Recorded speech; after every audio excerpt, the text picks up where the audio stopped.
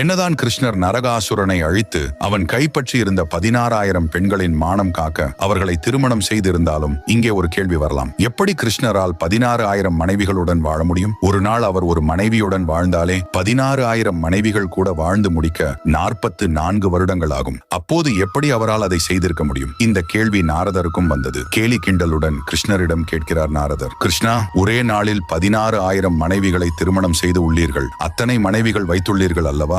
எப்படியும் அனைவருக்கும் கணவனாக உங்களால் இருக்க முடியாது. எனவே உங்கள் மனைவிகளுள் யாரையாவது ஒருவரை பரிசாக அளித்தால் நானும் திருமணம் செய்து கொள்வேன் அல்லவா என்று நக்கலாக கேட்கிறார் நாரதர். கிருஷ்ணரும், உங்களுக்கு இல்லாததா? என்னுடைய அத்தனை மனைவி வீட்டுக்கும் சென்று பாருங்கள். யார் தனியாக உள்ளார்களோ அவர்களை பரிசாக பெற்றுக் கொள்ளுங்கள் என்றார். ஆச்சரியமடைந்த நாரதர் 16,000 மனைவிகள் வீடுகளுக்கும் ஒவ்வொன்றாக செல்கிறார். அவர் சென்ற அத்தனை அரண்மனைகளிலும் கிருஷ்ணர் உள்ளே தன் மனைவிகளுடன் காதலுடன் வாழ்ந்து வருவதை கண்டு அதிர்ந்தார். அத்தனை மனைவிகளிடமும் தனித்தனி உருவம்